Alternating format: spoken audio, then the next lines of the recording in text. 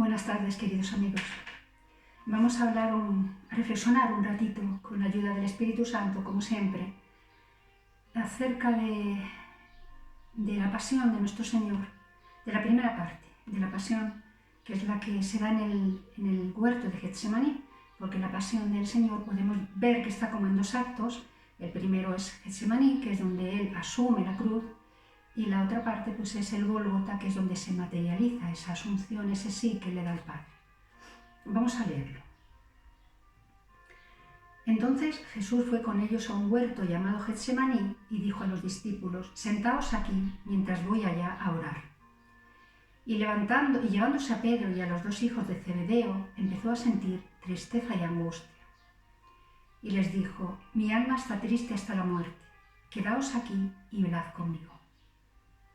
Y adelantándose un poco, cayó rostro en tierra y oraba diciendo: «Padre mío, si es posible, que pase de mí este cáliz, pero no se haga mi voluntad, sino la tuya». Y volvió a los discípulos y los encontró dormidos, y dijo a Pedro: «¿No habéis podido velar una hora conmigo? Velad y orad para no caer en la tentación, pues el espíritu está pronto, pero la carne es débil». De nuevo se apartó por segunda vez y oraba diciendo: «Padre mío, si este cáliz no puede pasar de mí sin que yo lo beba, hágase tu voluntad». Y viniendo otra vez los encontró dormidos, porque sus ojos se cerraban de sueño. Dejándolos de nuevo por tercera vez, oraba repitiendo las mismas palabras. Volvió de nuevo a los discípulos y los encontró dormidos y les dijo: «Ya podéis dormir y descansar. Mirad, está cerca la hora y el Hijo del Hombre va a ser entregado en manos de pecadores. Levantaos, vamos, ya se acerca el que me entrega». Bueno, pues más o menos esto fue lo que ocurrió.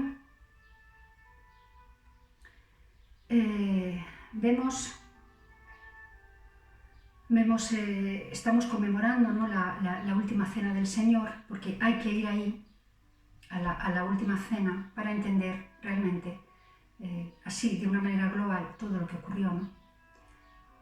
Vamos a empezar por ahí, por la cena. Sabemos por los evangelistas que Jesús se reunió con los discípulos en una casa que habían pedido prestada para celebrar el Pesaj. El Pesaj es la Pascua judía de los ázimos, ¿no?, que se llama así porque celebraban su liberación de Egipto. Estaban conmemorando la salida apresurada de aquel país donde estaban como esclavos y, claro, no dio tiempo a que fermentara la masa del pan, ¿no? Era como una celebración que se hacía de pie, se comían el cordero de pie y apresuradamente, porque tenían que marcharse de Egipto, tenían que conmemorar aquella salida rápida del país. Vemos que las hierbas amargas, que el cordero lo condimentaban con hierbas amargas, porque también aquello era una simbología, tenía su simbología, ¿no? Simbolizaban la amargura de aquel tiempo de esclavitud y el sufrimiento que pasaron en Egipto. Y se cree que, siguiendo la tradición judía, comerían también huevos cocidos que simbolizaban la dureza del corazón de los faraones, y una especie de compota de manzana con nueces y frutos secos que se llamaba jaroset, se sigue llamando jaroset, y a la que se ponía vino también, y que simbolizaba el barro con el que la argamasa, ¿no?, con la que hacían los ladrillos para construir los palacios y las pirámides de Egipto. En realidad lo que nos importa es lo que comiesen aquella noche, ¿no?, sino que lo verdaderamente importante fue que Jesús nos dejó una lección maravillosa, y no solamente una lección, sino que instituyó la Eucaristía y el sacramento del orden sacerdotal, que sería de los cristianos sin los sacerdotes y sin la Eucaristía. Pero antes de eso, Jesús hizo algo que llamó mucho la atención de los discípulos, que fue lavarles los pies. En tiempos bíblicos, las condiciones de polvo y suciedad de la región, el hecho de tener que caminar para ir a cualquier sitio, el uso de sandalias, pues hacía necesario el lavado frecuente de los pies, sobre todo cuando se iba uno a pasar a una casa, especialmente si no era la tuya. Pero esta era una tarea reservada para el más bajo de los siervos más bajos. los que se consideraban iguales no se lavaban los pies unos a otros. Y cuando se entraba pues eso, en una casa después de un largo camino, había que tener unas condiciones mínimas de higiene por respeto y por comodidad también, ¿no? Entonces se pedía también a un esclavo de los que tenían pues que lavara los pies, o un sirviente de los que lavara los pies a aquel que venía, pues también como un símbolo, ¿no?, de acogida y de hacerle sentir cómodo. Entonces, claro, aquello que hizo Jesús llamó mucho la atención a los discípulos, porque fue un símbolo de una entrega total, de un acto de humildad, y que después quedaría más que demostrado en la cruz. Pero Jesús había oído discutir a sus discípulos acerca de quién era el más importante de todos y quiso dejárselo claro. Y claro, Pedro se escandalizó y ¿que me vas a lavar tú a mí los pies, Señor? Jesús era el Señor, el Maestro, ¿no? Y no entendían aquello. Pero Jesús sabía que le quedaban muy pocas horas de estar con sus discípulos y entonces quiso enseñarles aquello tan importante, ¿no?, de que los últimos sean los primeros. Los últimos serán los primeros y que quien quiera ser el más importante se haga el siervo de todos.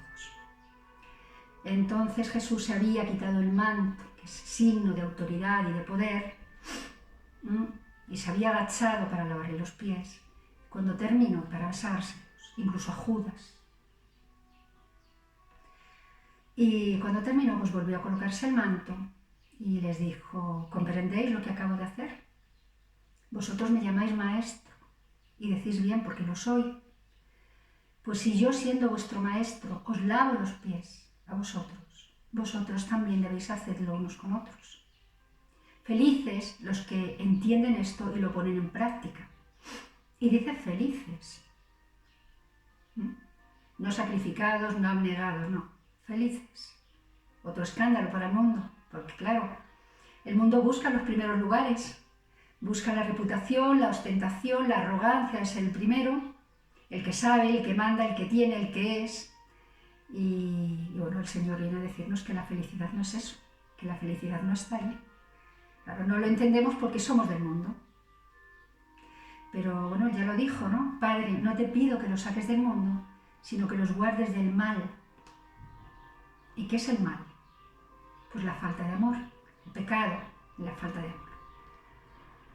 Bueno, pues después de esto Jesús y sus discípulos se sentaron a cenar y mientras estaban comiendo, Jesús tomó pan, lo bendijo y dijo, lo partió y se lo dio, mientras decía: tomad y comed, porque esto es mi cuerpo. Y después tomó una copa, dio las gracias al Padre y se la dio diciendo: bebed de ella todos, porque esta es mi sangre, sangre de la alianza que es derramada para el perdón de los pecados. Jesucristo estaba instituyendo la Eucaristía. Lo iban a matar unas horas después y quiso perpetuar por los siglos el sacrificio de la cruz y alimentar nuestras almas para la vida eterna. Jesús ofreció aquel día en el cenáculo el mismo sacrificio que ofrecería unas horas después en el Monte Calvario. Además dijo: haced esto en memoria mía. Estaba dando a los apóstoles y a los sucesores que vendrían después el poder y la orden, el mandato de repetir aquello mismo que él había hecho. Convertir el pan y el vino en su cuerpo y en su sangre. Y esto es un misterio que nos sobrepasa, ¿no?, que no llegamos a entender plenamente, porque si lo entendiéramos de verdad nos volveríamos locos. Y viviríamos esperando el momento del día de ir a comulgar.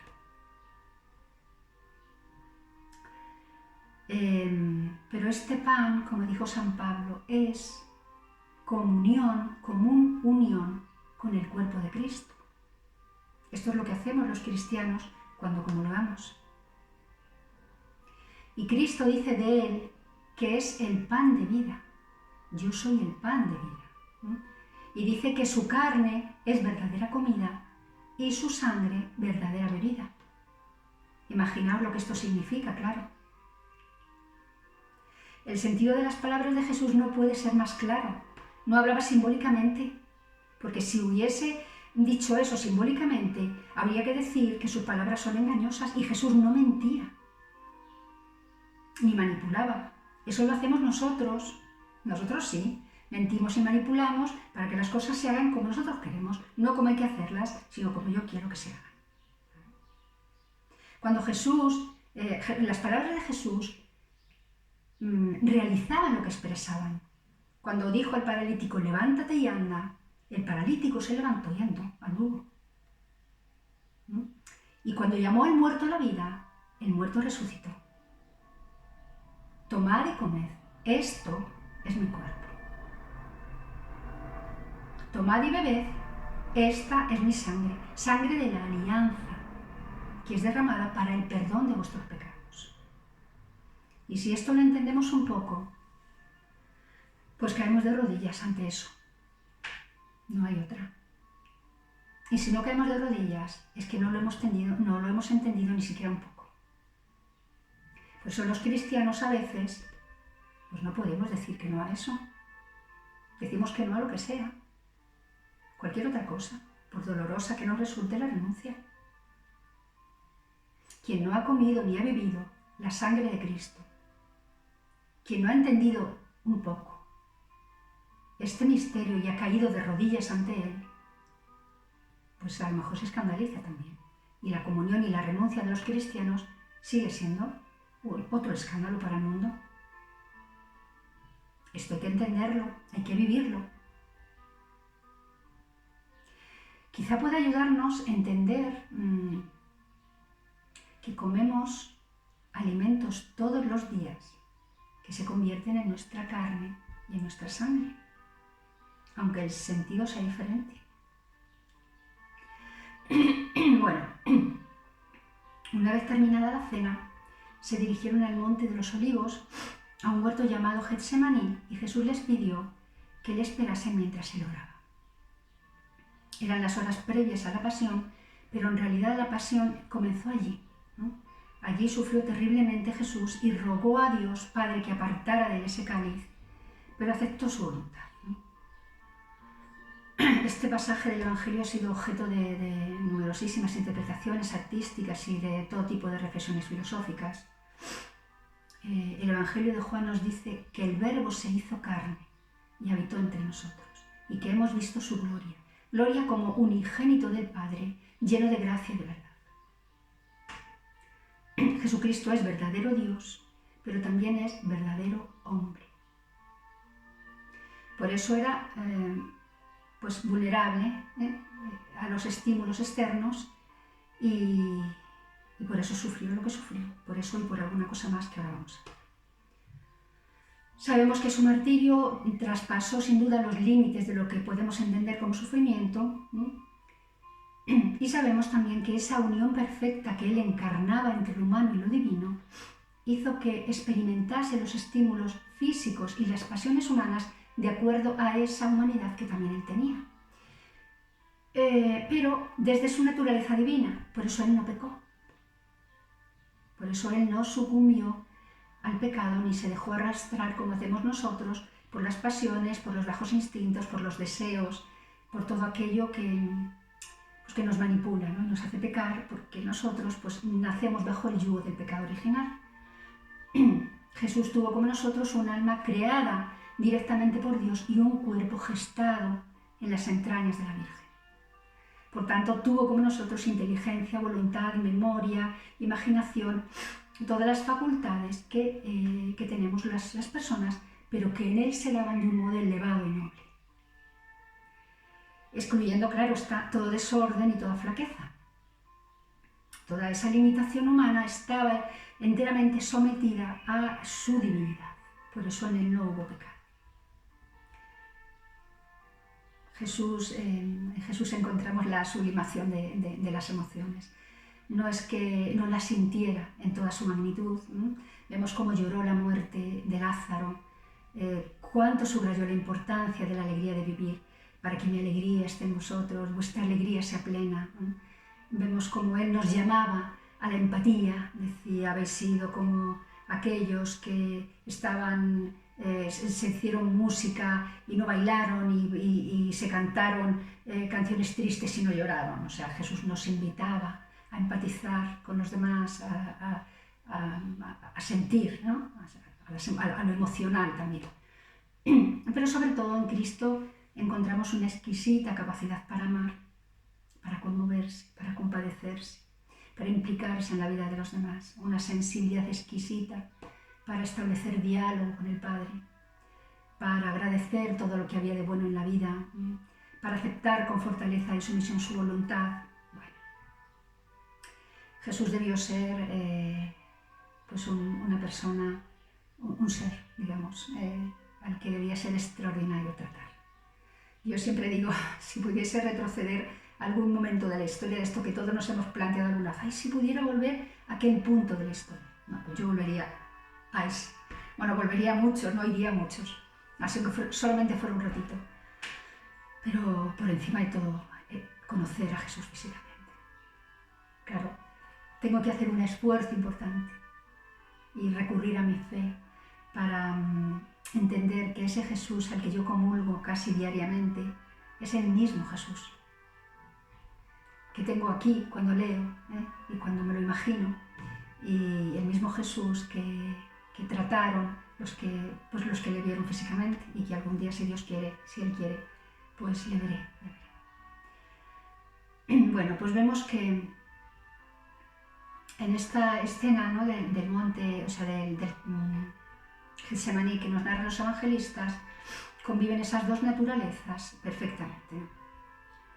Sabemos que Jesús salió como de costumbre al Monte de los Olivos, porque iba de vez en cuando con sus amigos para retirarse del bullicio y orar, y que los discípulos le siguieron, y que cuando llegaron a Getsemaní pidió a Juan y a Santiago que lo acompañaran, y al resto les pidió que se sentaran y le esperasen allí. Y a todos les dijo que orasen para no caer en la tentación. Se apartó de ellos como un tiro de piedra y, puesto de rodillas, oraba diciendo: Padre, si es posible, aparte de mí este cáliz, pero no se haga mi voluntad, sino la tuya. Y entonces se le apareció un ángel venido del cielo que lo confortaba, y sumido en agonía insistía más en su oración. Y nos dice Lucas que su sudor se hizo como de gotas espesas de sangre que caían en tierra. Entonces él se levantaba de la oración, acercaba a los discípulos y los encontraba dormidos. Y entonces estaban tristes también, ¿no?, ellos, porque el Señor estaba triste y ellos sabían que iba a pasar algo. ¿Cómo es que estáis dormidos?, le decía el Señor. Levantaos y orad para que no caigáis en la tentación. Se había hecho acompañar por Juan y por Santiago porque estaba angustiado. Mi alma está triste hasta la muerte.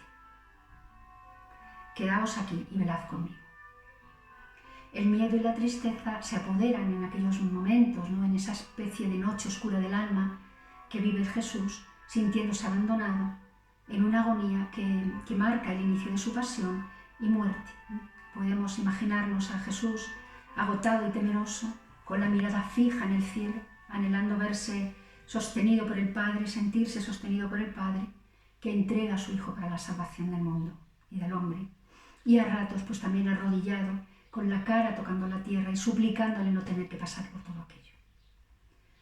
Él nos había enseñado que Dios es el Padre amoroso que cuida de nosotros, y lo llamaba Abba, papaíto, papá querido. La palabra aramea Abba fue originariamente un término de lenguaje infantil que significaba papá. Abba, papá. Pero también lo utilizaron los jóvenes y los adultos para dirigirse a su padre cuando la relación era entrañable. Aquí volvemos a recordar eso tan tierno que hemos visto otras veces, de dar un nombre diferente y especial a las personas a las que amamos. A mí mis hijos, uno de ellos me llama Ma. ¿Ma? Eso es un diminutivo, es una manera de llamarme cariñosamente. Y el mayor a veces me llama madre. Siempre me llamo mamá, pero ahora me llama madre a veces, también de una manera cariñosa y dándole toda la hondura a la palabra. Madre. ¿Qué soy yo para él? Madre. Y a mí me encanta porque la palabra madre, después de la palabra Dios, es la más bonita del mundo. Así que, bueno, pues ese Abba denotaba la relación padre-hijo, ¿no? Ese hijo que reposa en la confianza, el respeto, el cuidado, la atención, la responsabilidad, el cariño y el conocimiento del Padre, ¿no? Jesús estaba sostenido por las manos amorosas del Padre, que nunca lo abandona, pero sabía lo que estaba echándose encima. La muerte en la cruz. Y por eso en Getsemaní su alma quedó, pues eso, abrumada por la tristeza, como nos dicen los evangelistas, y la angustia penetró en ella hasta el punto de hacer lanzar gemidos y súplicas, como nos dice el libro de los Hebreos, ¿no? En los días de su vida mortal, presentó ruegos y súplicas a aquel que podía salvarlo de la muerte con grandes clamores y lágrimas. Y suplicó: si quieres, aparta de mí este cáliz. Pero él estaba dispuesto a obedecer la voluntad del Padre, aunque significase pasar por toda aquella tortura y aquella muerte horrible. Y hasta tal punto llegó su aflicción que acudió un ángel para confortarlo. Mirad, hay un cuadro, la situación es otra, ¿no? Porque este cuadro que os voy a comentar ahora está consolando, está sosteniendo a Jesús muerto. Es una preciosidad. Se llama Cristo muerto sostenido por un ángel y es de Antonello de Messina, un pintor italiano, creo que de 1400 y pico. Y ya os digo que está en el Museo del Prado, no es un cuadro muy grande, tiene unos 70 y tantos centímetros, por 50 así debe tener, pero claro, comparado con aquellas magníficas pinturas que hay enormes, es una cosa muy pequeñita, pero es que es conmovedora la pintura. Buscadla si queréis. Ya veréis, la cara del ángel es la cara de un niño sosteniendo al Señor con una pena tan bien reflejada y una ternura tan grande. Es preciosísima. Yo cuando estaba preparando la charla hace un rato, porque la llevo preparando todo el día y parte de los otros días pasados, pues me estaba acordando. Bueno, pues cuanto más algo siente Jesús en su alma, con más fervor se entrega a la oración. Todo aquel tiempo de angustia lo pasa orando unido al Padre. Y va en busca de sus discípulos y el pobre los encuentra dormidos y les reprocha su comportamiento, ¿no? Y les insta a levantarse y orar para no caer en la tentación. No, velad y orad para no caer en la tentación. Se intuye en sus palabras cierta indignación y extrañeza, porque él estaba lleno de ansiedad y de temor y ante el calvario inminente y era totalmente consciente de lo que le esperaba. Y entonces, pues le llama la atención que los discípulos estuviesen ahí dormidos tan tranquilamente.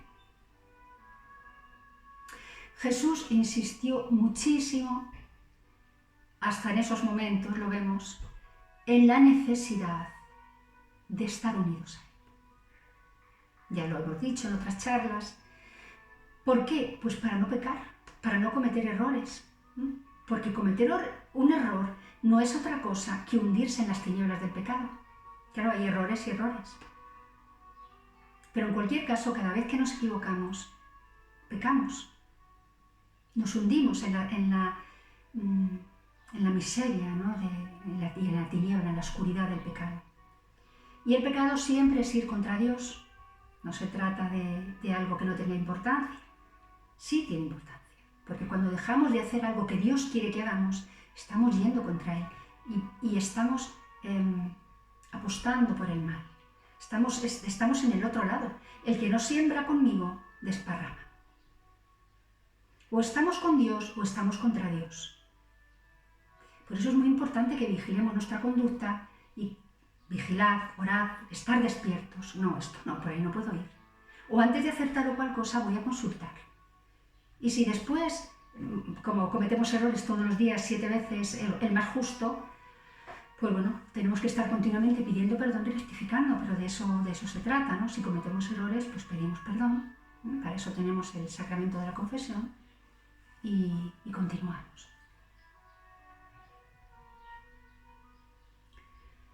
El sufrimiento del Señor en Getsemaní debió ser horrible, tanto que sudó sangre, que sudar sangre es un fenómeno que está probado científicamente, aunque ocurre muy pocas veces. Creo que se llama hipodrosis, hematidrosis o alguna cosa muy rara, ¿no? Y que puede ocurrir en determinados momentos en personas que sufren momentos de una intensa angustia y estados emocionales extremos. Y como resultado de un estrés, pues eso, extremo y una presión brutal, pues los pequeños vasos sanguíneos que se encuentran justo debajo de la piel se rompen, ¿no? La piel dicen que se vuelve frágil y sensible, se rompe y a través de ella brota la sangre mezclada con el sudor. Aquel sufrimiento debió dejar a Jesús sin fuerza física. O sea, yo no sé vosotros, pero cuando recibió uno un susto muy gordo, lo normal es que te quedes después como si te hubiesen dado una paliza. O una persona que haya sufrido un ataque de ansiedad, que es también pues, una salida brutal de energía, un estado de temor y de angustia muy, muy fuerte. Luego te quedas que necesitas descansar como si te hubieses desmayado. O sea, una cosa muy... Claro, el organismo se ve expuesto a una situación muy extrema de dolor y de ansiedad y de estrés, y para recuperarse necesita después estar tranquilo y descansar. Bueno, la historia de la agonía del Señor en Getsemaní es uno de los pasajes más profundos y misteriosos de la Biblia. Contiene cosas que ningún hombre puede explicar satisfactoriamente, porque son cosas sobrenaturales, son cosas que sobrepasan nuestra naturaleza y si por tanto se nos escapan. Pero al leerlo, más que al leerlo, al hacerlo vida, ¿no? Al intentar encontrar ahí el verdadero sentido de lo que los evangelistas quisieron decir, inspirados por el Espíritu Santo, el verdadero sentido de lo que vivió Jesús, pues uno a veces siente que Dios le está repitiendo aquellas palabras que dijo a Moisés cuando estaba ante la zarza ardiendo. Dijo, quítate, descálzate, porque el terreno que pisas es tierra sagrada. Y claro, sin lugar a dudas, el estudio de ese pasaje pues, nos tiene que llevar más bien a la adoración que al análisis. Y esa, por supuesto, es mi intención. Yo no soy quien para analizar todo esto, para eso están los grandísimos teólogos, exégetas y tal. Yo pues os invito a verlo y a vivirlo simplemente con la intención de conocer más a Jesús. Aquí vemos al Señor librando una batalla definitiva contra el pecado, una batalla que se nos presenta, como decía al principio, en dos actos, en Getsemaní, donde el Señor toma la decisión de ir a la cruz, y en el Gólgota, donde materializa ese sí que da al Padre. A veces uno se pregunta si era necesario todo aquello. Aquel sufrimiento tan atroz. No se podía haber evitado un episodio tan doloroso. ¿De verdad tenía que haber venido Dios hecho hombre? Pues sí, tuvo que pasar todo aquello. Porque en Getsemaní Jesús tomó la decisión de comprar nuestra vida con su sangre, de pagarla, de pagar cada uno de nuestros pecados, de los que se habían cometido, de los que hemos cometido, de los que vamos a cometer nosotros y los que vendrán después, nuestros hijos, nuestros nietos y los demás y los otros, para el perdón de todos los pecados de la humanidad. Y eso no es poca cosa. Getsemaní, aquel olivar donde Jesús solía reunirse con sus amigos cuando iban a Jerusalén, pues ya sabéis, las multitudes le seguían, le agobiaban, le presionaban constantemente, algunos por curiosidad, otros por necesidad. Jesús pasó su vida curando enfermedades y atendiendo necesidades, pero había momentos en los que buscaba la tranquilidad de la oración del Padre porque Él era Dios y necesitaba, ¿no? Cuidar aquello también, y tenía que seguir formando a sus discípulos también estaban cansados. Pues en aquel escenario donde él había estado algunas veces con sus amigos orando, vivió un escenario de horror tremendo, ¿no? Porque uno de los suyos allí en aquel sitio consumó la traición, ¿no? Y acudió con una escuadrilla para venderlo por 30 monedas. Allí sintió toda la soledad humana, allí sus amigos se durmieron y le dejaron solo. Allí asumió todo el peso de la cruz y de allí salió arrestado y derecho hacia ella. Por eso les dijo: mi alma está muy triste hasta la muerte. Duro, que Jesús dijese aquello. Y claro, solo podemos entender bien la razón de esa tristeza mortal de Jesús si nos damos cuenta de que no se trataba únicamente de la angustia ante la muerte que los seres humanos atravesamos al final de nuestros días. No era solamente aquello. En su caso era una muerte diferente. Él no moría como consecuencia de sus pecados, ya que no los tenía, sino que tenía que morir en sustitución de los pecadores, cargando en ese momento con la maldad y los pecados de toda la humanidad de todos los tiempos. Era terrible lo que le esperaba físicamente. Lo hubiera sido, por supuesto, para cualquiera, pero había algo más en Jesús que le hizo más vulnerable, más sensible para captar todo aquello.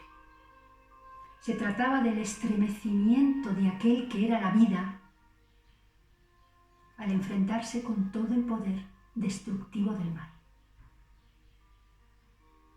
Él era la verdad, Él era la bondad, Él era el amor con mayúsculas y la vida plena.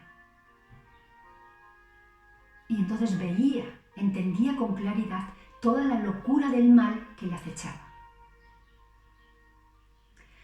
Toda aquella turba ciega que le había clamado con hosanas unos días antes, ahora pedía su muerte. La muerte de Dios.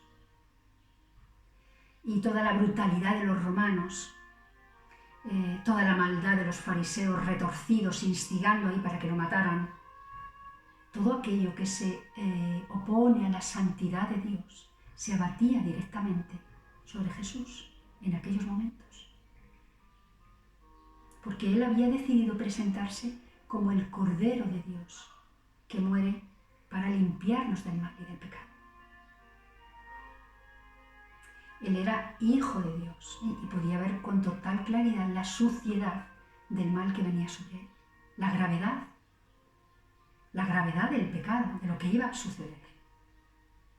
Y para su naturaleza completamente santa y completamente pura, tener que cargar con el pecado de toda la humanidad producía un dolor que es imposible expresar con palabras. En realidad lo que presenciamos mirando la pasión aquí es el choque frontal entre la luz y las tinieblas, entre la vida y la muerte.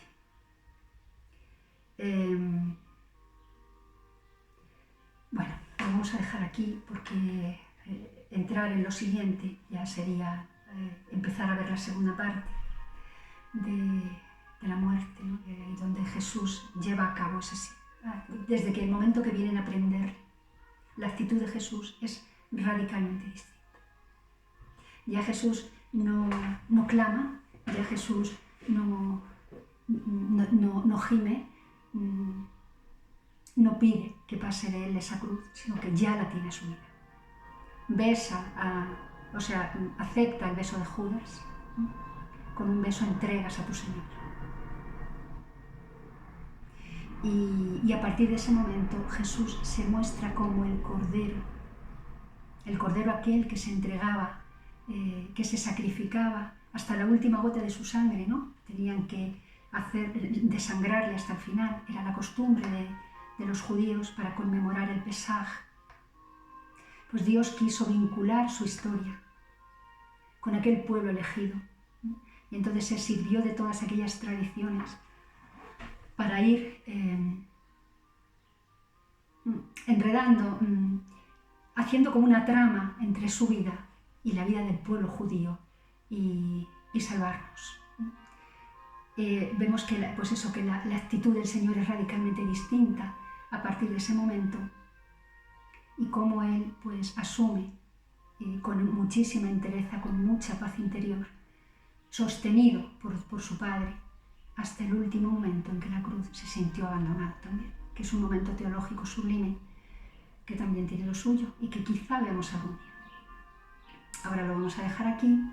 Yo, como siempre, os voy a desear mucha luz y mucha gracia de Dios para entender todo esto.